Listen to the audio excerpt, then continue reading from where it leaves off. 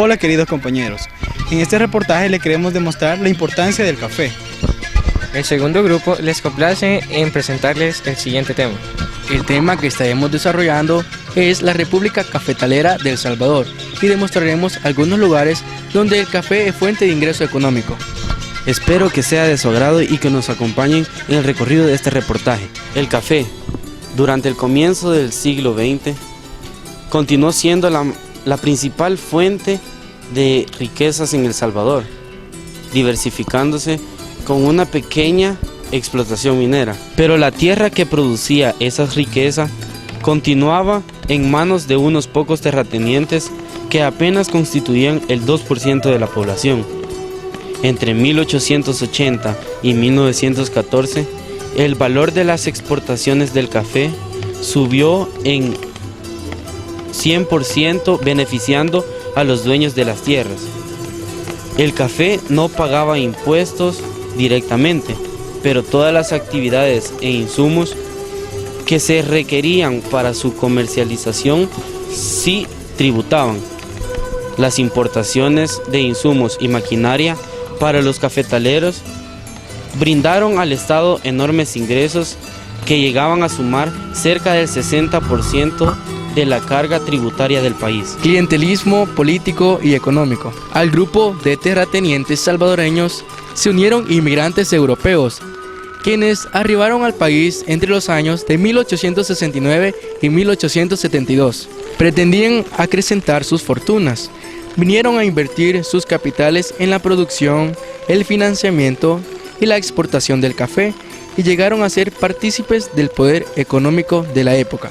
Estados Unidos se convirtió en el eje del sistema occidental capitalista y su participación en la economía latinoamericana creció a tal grado que se convirtió en el principal acreedor. Es a partir de 1914 que las inversiones norteamericanas dieron un salto en América Latina. En 1908, Estados Unidos hizo su primera inversión en el país bajo la forma de préstamos para la minería.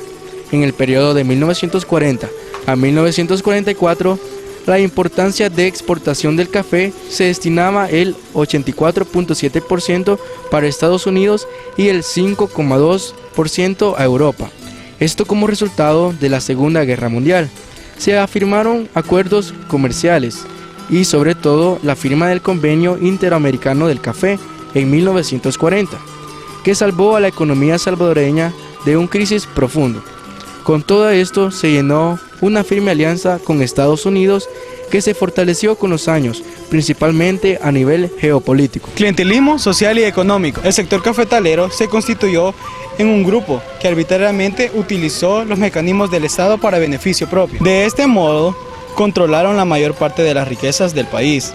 Este pequeño grupo se benefició y enriqueció durante este periodo, ya que participó en la exposición de los productos de exportación del café y el azúcar. Una forma más rápida de enriquecerse fue la preparación de dinero, que hacía que a los pequeños caficultores prestaban efectivo a cambio de que el pequeño agricultor se comprometía a entregar su cosecha. Esto quiere decir que las deudas contrarias para la producción no se pagarían en efectivo, sino en especie, cuyo valor era determinado por la oligarquía cafetalera, por lo que quería era menor al precio que manejaba el mercado internacional. De esta manera, el oligarca cafetalero fue acumulando mayores extensiones de tierra para su cultivo, producción y exportación. La élite cafetalera estaba formada por los principales inversionistas y comerciantes, en especial con cultivos de exportación como el café y el azúcar. Familias como los Álvarez, Araujo, Dueñas, Duque, entre otras, descendían de los hacendados y comerciantes que habían acumulado capitales y otros recursos mediante la producción del añil. Algunas familias campesinas, pocas, a través de los años, fueron enriqueciéndose hasta convertirse en terratenientes, propietarios de fincas y comerciantes. Ellos también fueron parte de la oligarquía cafetalera, pero como provenían de los estratos económicos bajos, no ejercían gran influencia en la política económica del Estado. Ascenso de la burguesía en el poder político. Mediante fraudes electorales y medidas represivas, la familia Meléndez Quiñones alcanzó el poder de toda su familia política, con Carlos Meléndez, Jorge Meléndez y por último su hermano Alfonso Quiñones Menéndez. Ellos gobernaron durante 14 años, entre el periodo comprendido de 1919 a 1927. Entre los cambios de gobierno que hubieron fue la infraestructura, ya que ellos asfaltaron las carreteras de la ciudad de San Salvador e introdujeron el alcantarillado municipal. Otra de sus características más importantes fue que la economía de El Salvador dependía de la economía internacional. Esto quiere decir que el producto del café dependía de la venta de los grandes países europeos y norteamericanos, quienes hacían la compra del café de El Salvador. En esa época se inició con el cultivo del algodón, que pasó a ser el segundo producto del cultivo a gran escala del país, y con él también la industria textil. El proyecto liberal burgués que representaba la oligarquía necesitaba de la participación de amplios sectores sociales, artesanos, obreros urbanos, obreros del ferrocarril, mineros, campesinos e indígenas. Sin embargo, la violación sistemática de los derechos humanos negó la posibilidad de libertad de la sociedad civil.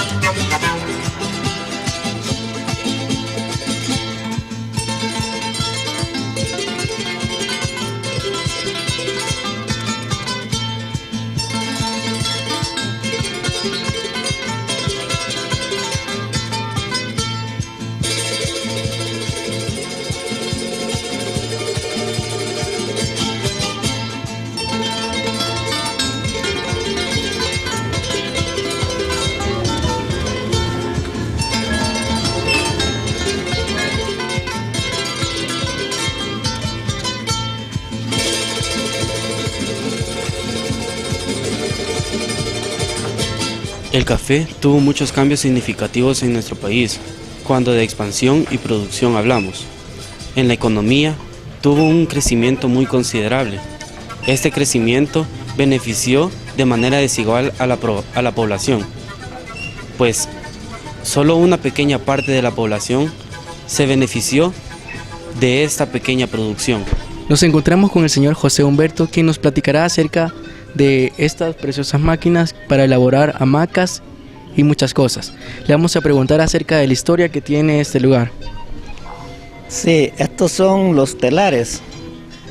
Los telares sirven para hacer diferentes tipos de tela. Por ejemplo, se hacen colchas, hamacas, cortinas y otro tipo de telas más. Por ejemplo, así, lo que están viendo aquí, esta es una preparación para hacer tela de hamaca. Aquí se van contando los hilos. Este aparato se llama urdidor. Aquí se van contando los hilos porque el ancho que lleva la hamaca es de 1600 hilos. Esa cantidad de hilos tengo que echarla, tengo que terminarla para dar por terminado y bajarla y montarla al telar. Sí, ya conocimos acerca de los telares. Ahora le vamos a preguntar cuántos años tiene usted de trabajar en los telares. Mire, yo tengo un poquito más de 45 años de haber aprendido esto. Y desde que aprendí, estaba bastante hipote. Cuando aprendí me quedé trabajando ya en esto, pues me gustó y ha sido mi oficio de toda la vida. Usted vive ahí en la ciudad de Ataco. Sí, aquí vivo, soy originario de aquí. Y verdad que esto es muy precioso, ¿verdad? Porque en pocos lugares del Salvador se logra alcanzar a ver telares de esta magnitud, ¿verdad? Ya que es muy importante para la ciudad de Ataco, ya que da a enseñar su cultura, sus ventas, la economía es muy estable, ya que se hacen muchas artesanías, ¿verdad? Así que le damos gracias a usted por la entrevista, espero que siga trabajando. Gracias a ustedes por la... En esta localidad podemos observar algunas de las artesanías que están elaboradas del producto rey en nuestro país, El Salvador.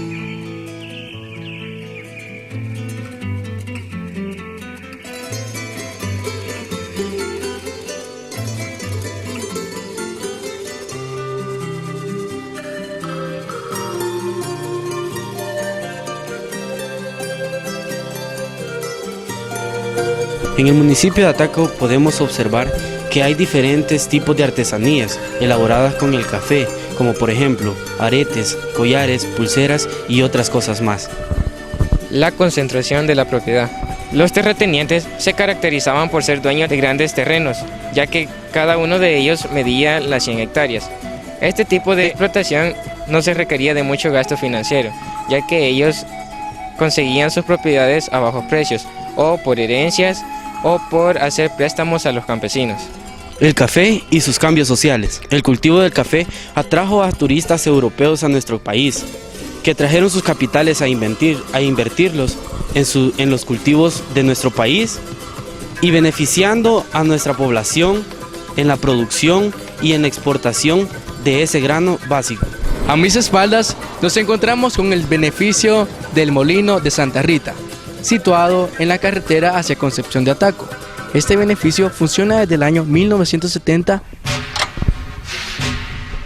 Este beneficio estuvo trabajando por muchos años en lo que es la producción del café, pero ahora lastimosamente por una plaga llamada roya ha cerrado sus puertas y ha dejado de funcionar.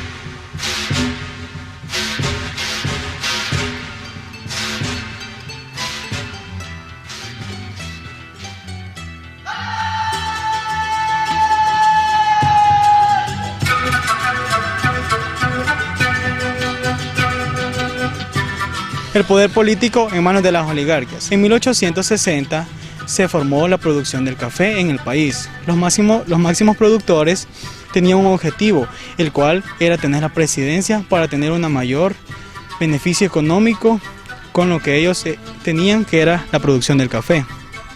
Todo esto se generó mediante abusos. Un ejemplo claro es lo del general Gerardo Barrios, en el cual él hizo un beneficio para dar a las personas el cultivo del café para que se hiciera más extenso, pero en ese tiempo estaba el presidente doctor Rafael Saldívar, en el cual decretó la abolición de esto. Las 4 sucesiones de este gobierno fueron José Tomás Regalado,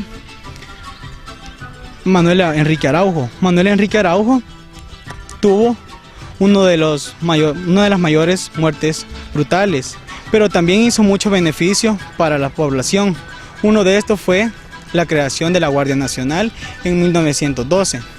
También dio el inicio de la construcción del Teatro Nacional en 1912 y la Academia del Dibujo en 1911.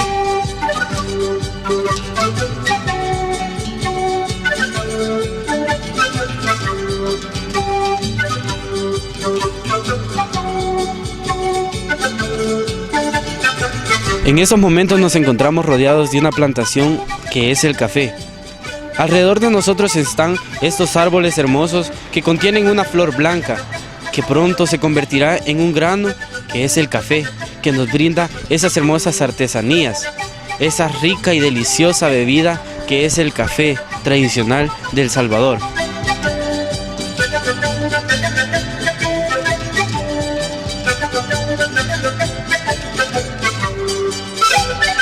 El grupo número 2 se ha complacido en mostrarles sobre todo el recorrido que hemos dado sobre el tema. El tema que estuvimos realizando fue Resultados de la República Cafetalera y los invito a tomar conciencia acerca del patrimonio económico que ha dejado el café. Gracias por su atención prestada, espero haya sido de su agrado.